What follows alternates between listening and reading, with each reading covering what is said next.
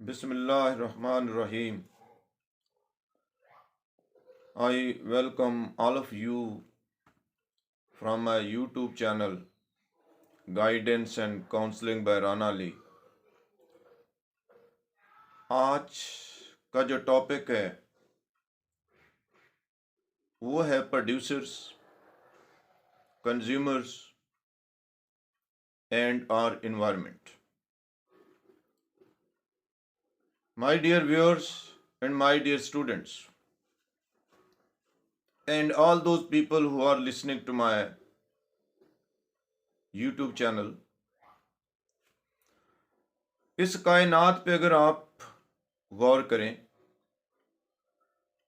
तो जो प्रोड्यूसर्स हैं वो एक ही आपको नज़र आएंगे, वो प्लांट्स हैं. यानी पूरी यूनिवर्स में, पूरी कायनात में अगर आप देखें तो जो प्लांट्स हैं ये प्रोड्यूसर्स हैं. कैसे प्रोड्यूसर्स हैं?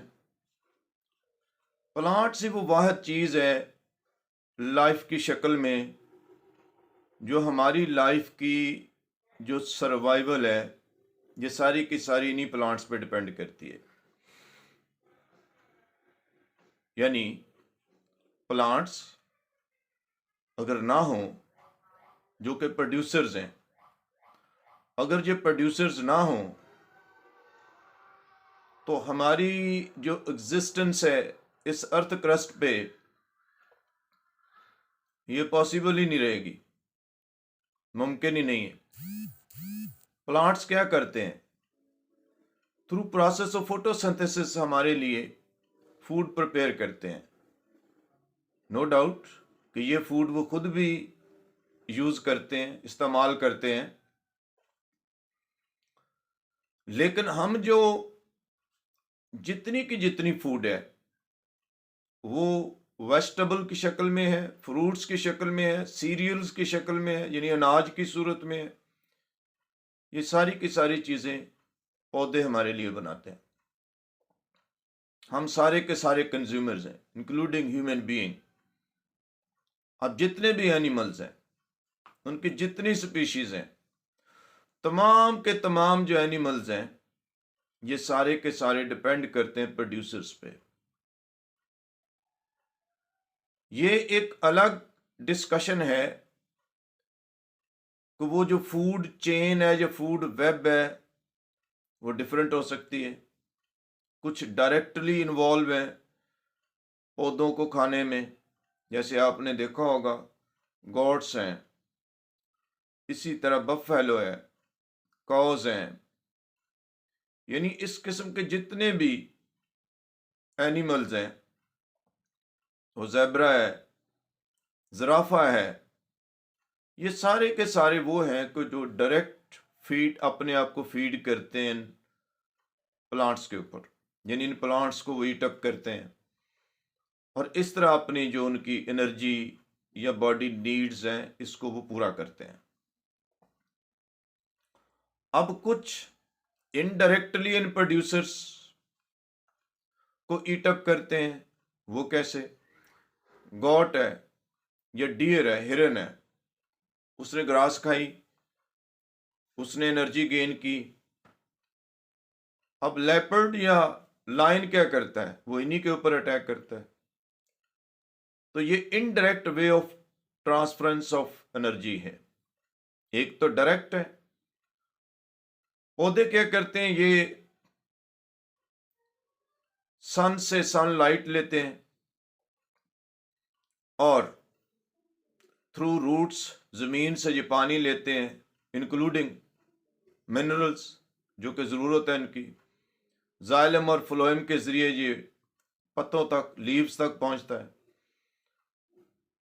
और अगर लोअर साइड लीफ की देखिए, पत्ते की, उसमें होल होते हैं जिनको स्टोमेटा कहते हैं. वो जो स्टोमेटा है they are guarded by guard sales.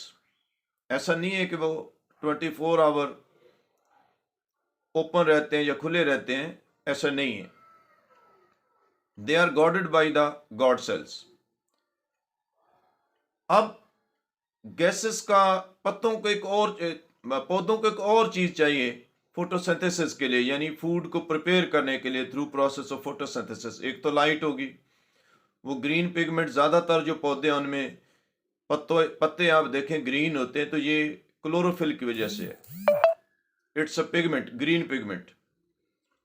बहुत ज़्यादा ऐसे पौधे उनमें इसके अलावा भी पिगमेंट मौजूद होते हैं। आपने कुछ पौधों के पत्ते ब्राउन देखे होंगे, येलो देखे होंगे। Whatsoever the pigment is present in the leaves, वो वही कलर रिफ्लेक्ट कर रहे होते हैं। अब ये जो ग्रीन पिगमेंट है ये लाइट अब्जॉर्ब करता है सन की, क्योंकि अगर लाइट नहीं मिलेगी तो प्रोसेस ऑफ फोटोसिंथेसिस हो ही नहीं सकेगा।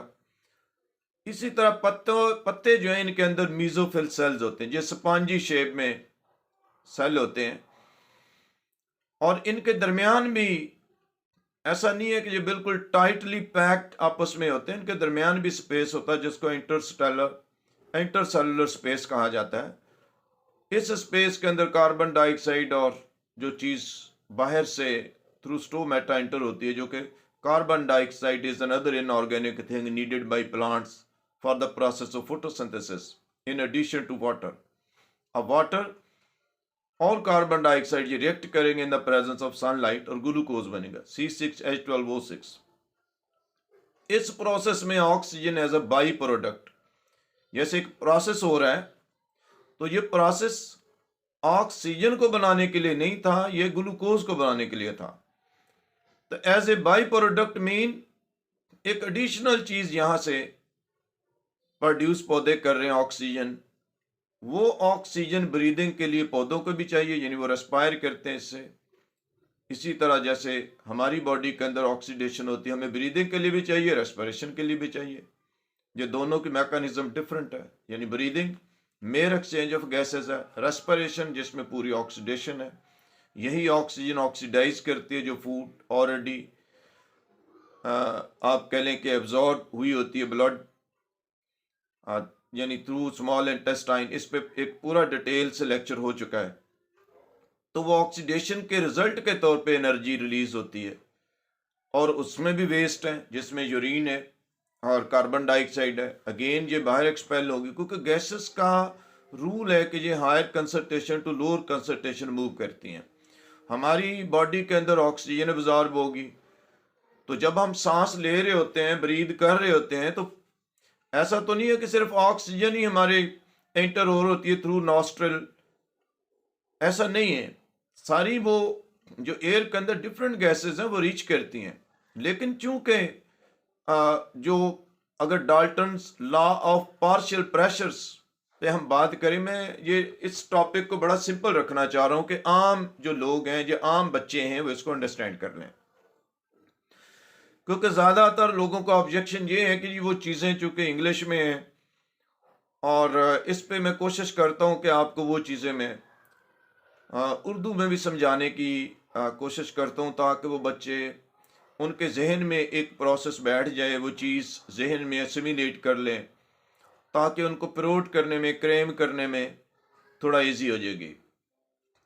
लेकिन कैडेट कॉलेज में ये डिपेंड करता है कि आप वहाँ पे जो मीडियम है वो कौन सा यूज़ करते हैं, कि आपको उर्दू मीडियम वाला पेपर चाहिए या इंग्लिश मीडियम वाला चाहिए। लेकिन ज़्यादातर जो वहाँ पे ऑप्ट करते हैं वो इंग्लिश मीडियम ही होता है। बहुत शाज़ो नाज़र केस है कि वो उर्दू मीडियम वाले पेपर, चूँकि अभी जो आपके गवर्नमेंट स्कूल है एलिमेंट्री जितने, उन सब में तकरीबन वही सिलेबस है जो इंग्लिश मीडियम वाले जो हैं वो पढ़ा रहे हैं, और वही गवर्नमेंट वाले भी पढ़ा रहे हैं। बहरहाल ये एक सेपरेट डिस्कशन है, इस पे फिर कभी हम बात कर लेंगे, ये डिबेट है। लेकिन बहरहाल अगर आपका जो भी मीडियम है, आप उसको उर्दू में ऑप्ट करना चाहते हैं, आप इंग्लिश में ऑप्ट करना चाहते हैं, it up to you, it is up to you whatsoever option you want to take there. तो आप चूँकि ये लेक्चर्स अभी उर्दू में भी मैं डिलीवर कर दूंगा और इंग्लिश में ऑलरेडी डिलीवर हुए हैं, और इंशाल्लाह ये सिलसिला जारी रहेगा। आप ये कि कनेक्ट अप रहें, जितने बच्चे हैं जो कैडेट कॉलेज में जाना चाहते हैं और उनको शौक़ है, और है कई ऐसे बच्चे हैं उनको बड़ा शौक़ है। पिछले दिनों मैं आपके साथ एक छोटी सी एग्ज़ाम्पल शेयर कर देता हूँ। एक हमारे नेबर में एक शादी चल रही थी, तो वहाँ पे कुछ फैमिली आई हुई थी, उनमें एक बच्चा जिसका वालिद नहीं है, और वालदा के साथ वो बहन भाई आए, तो वो यानी जो बेटा है, बच्चा है, मैं उसकी बात कर रहा हूँ, तो वो हमारे घर में बच्चों के साथ वैसे आया हुआ था। तो मिसेज ने बताया कि इसका वालिद नहीं है, तो मैंने उस बच्चे से वैसे हेलो हाय करने के लिए उससे नाम पूछा। पूछा क्या बेटा किस क्लास में पढ़े, उसने बताया कि जी मैं अभी 6 से 7 में प्रमोट हो गया हूँ। तो मैंने कहा why are you not trying for cadet college. तो उस बच्चे ने मुझे जवाब दिया कि अंकल मुझे शौक बहुत है, लेकिन मेरी कोई सुनता ही नहीं है, मुझे कोई मतलब कि गाइड नहीं कर रहा। तो मैंने उसको कहा कि यार बेटा आप मेरे काफ़ी लेक्चर्स यूट्यूब पे हैं, फेसबुक पे भी हैं, आप वो ग्रुप ज्वाइन कर लें या ये ज्वाइन कर लें। अगर आप आ सकते हैं कहीं इधर ही अपने रिलेटिव्स में ठहर के कोचिंग भी लेना चाहते हैं, तो मैं आपके लिए अवेलेबल हूँ और फ्री ऑफ कास्ट अवेलेबल हूँ। मैं आपको पूरा सिलेबस, अगर आपको शौक़ है तो मैं आपको वो गाइडेंस कर देता हूँ। देखिए हमने एकेडमीज़ क्या करती हैं, इन एकेडमीज़ जो कहती हैं ना कि बस जी आप 100% बच्चा दे दें और वो कैडेट कॉलेज में जाएगा, ऐसा नहीं है। एकेडमीज़ ने ऑनेस्टली कोचिंग देनी होती है, काउंसलिंग करनी होती है, जो उनका डिफरेंट सब्जेक्ट्स होते हैं उसके हवाले से उनको नॉलेज ट्रांसफ़र करना होता है। फिर उनको वो मेथडोलॉजी या उस प्रैक्टिस के साथ बच्चों को एक पूरी एक्सरसाइज उनको यानी डेली की डेली उन्होंने करवानी होती है। अब ये डिपेंड करता है कि बच्चे की वो साइकी है आर्मेड फोर्सेस वाली या है ही नहीं है। हर बच्चा आर्मेड फोर्सेस वाली साइकी नहीं रखता। हर एक का अपना अपना एक उसकी चॉइस है या उसका एक शौक है शुरू से। कुछ मैकेनिकल माइंड के होते हैं, कुछ और तरह के होते हैं। तो ऐसा नहीं है, मैकेनिकल माइंड भी फौज के अंदर एज ऑफिसर्स जब ISSB में सिलेक्शन होती है तो सारे उनके मैकेनिकल एप्टीट्यूड टेस्ट उसको कहते हैं, वो भी किया जाता है कि इसका एप्टीट्यूड है क्या। लेकिन ये सारे जो एप्टीट्यूड है बच्चों के हमें पहले से ही मालूम होने चाहिए। हमारे जो एजुकेशनल इंस्टीट्यूशंस हैं वहाँ पे जो टीचर्स हैं उनको कोशिश करनी चाहिए, उनको बाकायदा एक डायरी बनानी चाहिए बच्चों की कि इनकी क्या क्या साइकी है। डेली की डेली हैबिट्स उनके सामने रिफ्लेक्ट हो रही होती हैं, घरों में पेरेंट्स के सामने भी रिफ्लेक्ट हो रही होती हैं, तो थोड़ा इजी हो जाता है। अगर किसी बच्चे का एक एप्टीट्यूड आपके सामने है, उसको शौक है, तो वो अगर उसी लाइन पे बच्चा रहेगा तो वो थोड़ा इजी हो जाता है उसका, आप कह लें कि आगे बढ़ने में, आगे जाने में, या कोई ऐसा प्रोफेशनल कोई भी जो डिपार्टमेंट है उसको अडॉप्ट करने के लिए उसके लिए बहुत इजी काम हो जाता है। तो हम वापस आते हैं। तो अब यहाँ पे आज मकसद ये नहीं है कि आपको फोटोसिंथेसिस समझानी है। आज का जो मकसद है वो ये है कि हम ये प्रोड्यूसर्स हैं और हम सारे के सारे जितने भी एनिमल्स हैं इंक्लूडिंग ह्यूमन बीइंग हम कंज्यूमर्स हैं। अब अगर नेचर में अब होता क्या है कि पौधे एक तो हमारे लिए खुराक बना रहे हैं, दूसरा वो ऑक्सीजन भी हमारे लिए दे रहे हैं, वो ऑक्सीजन हम यूज कर रहे हैं, हमारी जो वेस्ट है वो कार्बन डाइऑक्साइड है। अब अगर ये जो कार्बन डाइऑक्साइड है इसकी अमाउंट बहुत ज्यादा हो जाए और जो पौधे हैं उनकी कमी हो जाए उनकी तादाद बहुत कम रह जाए, जैसे भी हो भी रहा है कि जितना कल्टीवेटेड एरिया वो डिक्रीज हो रहा है, यानी वो कम से कम हो रहा है, वहाँ पे हाउसिंग कॉलोनीज और इस किस्म के जो बड़ी बड़ी सोसाइटीज़ हैं वो बन रही हैं, या कहीं पे कोई ज़मीन किसी के हथे चढ़ गई तो उसने वहाँ पे मिल बना ली, फैक्ट्री बना ली। ठीक है, फैक्ट्री में भी लोगों को रोज़गार मिलता है, लेकिन अब देखें जो बड़े बड़े बॉयलर्स चल रहे हैं मिल्स के अंदर, फैक्ट्रीज के अंदर, वो भी धुआं दे रहे हैं, स्मोक दे रहे हैं, वो भी कार्बन को एग्जिट कर रहे हैं, खारिज कर रहे हैं और हमारी इस इन्वायरमेंट में इंक्लूड कर रहे हैं। और इसी तरह जितनी जो हमारी भी अगर एक्टिविटीज़ ऐसी हैं कि हम वेजिटेशन को कम करते जाएं, ट्रीज़ को कम करते जाएं, प्लांटेशन हो ही ना, और हम कंट्रीब्यूट करें टुवर्ड्स पोल्यूशन, तो फिर ये मामला नेचर का जो बैलेंस है ये ख़राब होगा। ग्लोबल वार्मिंग का कॉन्सेप्ट यही है। और जो प्रोटेक्टिव लेयर है ओजोन O3, ये एलोट्रोपिक फॉर्म है ऑक्सीजन की, इस पे भी मैं बिल्कुल जो टेक्निकल इस पे डिस्कशन है वो नहीं करूँगा। आप यूँ समझ लें जो आम बच्चे हैं, बच्चियाँ हैं, स्टूडेंट्स हैं या आम लोग हैं, ये समझ लें कि ये प्रोटेक्टिव लेयर है। जो तो नॉलेज रखते हैं उनके लिए ये इशू नहीं है, दे अंडरस्टैंड, दे नो कि what is ozone, allotropic form of oxygen, O3 protective layer है जो अल्लाह ताला ने हमारे लिए रखी है। ये तकरीबन 25 किलोमीटर से स्टार्ट कर जाती है, अगर ऊपर को आप जाएं तो 35 पे जो मैक्सिमम होती है। अब होगा क्या, अगर आपके ये कार्बन डाइऑक्साइड का लेवल बढ़ेगा, ये राइज अप होगी, मुख्तलिफ जो इवन जो आप एरोसोल कंपाउंड यूज करते हैं घरों में, जिसमें हेयर स्प्रे है, बॉडी स्प्रे, ये भी सारी की सारी चीजें आपके ओजोन को खराब करती हैं। अगर आप ये सारी चीजें राइज अप करती हैं, ओजोन को जाके रिएक्ट करती हैं, तो डेफिनेटली जो O3 है वो आहिस्ता आहिस्ता डिप्लीशन की तरफ, यानी वो डिक्रीज होगी, उसकी लेयर, उसकी जो आप कह लें कि O3 से वो O2 बनना शुरू हो जाएगी, उसकी जो डेंसिटी है वो कम होगी, उसकी थिकनेस कम होगी।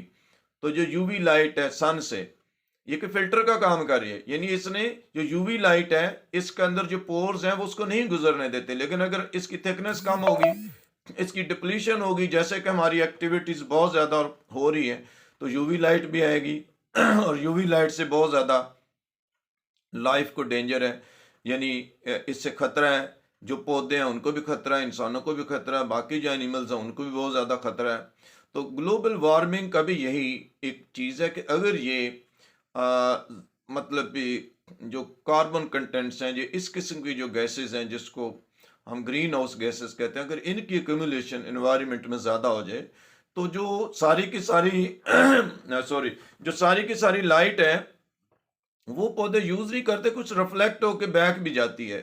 तो अगर उसमें जो ग्रीन हाउसेस गैसेस हैं अगर वो ज़्यादा होंगी तो वो ट्रैप कर लेती हैं इस लाइट को, तो आहिस्ता आहिस्ता ग्लोबल वार्मिंग होगी। उससे क्या होगा, ग्लेशियर्स मेल्ट होंगे, फ्लड्स आएंगे। तो अगेन आप देख लें कि ये किस किस्म की डिस्ट्रक्शन हो सकती है और किस किस्म की तबाही की तरफ हम जा सकते हैं। ये सारी की सारी हमारी जो एक्टिविटीज़ हैं, ये हमने क्या करना है, हमने एनवायरनमेंट फ्रेंडली एक्टिविटीज़ करनी है, हमने प्लांटेशन करनी है, हमने इस पे पार्टिसिपेट करना है। अब जैसे ये सीज़न है, अगर हमें से हर कोई बंदा कोई 5 से लेके 10 तक भी प्लांट्स वो करे, इवन आप आपकी जो घर की छत है उस पे आप 2-4 गमले लेके रख दें, उस पे आप जो हर आपका स्प्रिंग सीजन है उसमें आप इजाफा करना शुरू कर दें। Everybody is to contribute towards friendly environment.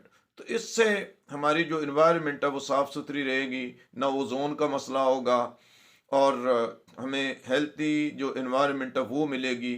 हमारे जो बच्चे हैं उनकी ग्रोथ एक हेल्थी इन्वायरमेंट में होगी, उनकी जो आप कह लें कि जो मेंटल कैपेबिलिटीज़ हैं वो भी बेहतर होंगी। अगर वो पोल्यूटेड एरिया में रह रहे हैं, अगर वो इस किस्म की पोल्यूशन के अंदर उनकी ग्रोथ हो रही है, तो these are all living adverse effects on the growth of all the children including adults, olds, all, तमाम की तमाम लाइफ इस पे इफेक्ट हो रही है। तो आज से हम सारे प्रॉमिस करते हैं कि हम कंट्रीब्यूट करेंगे।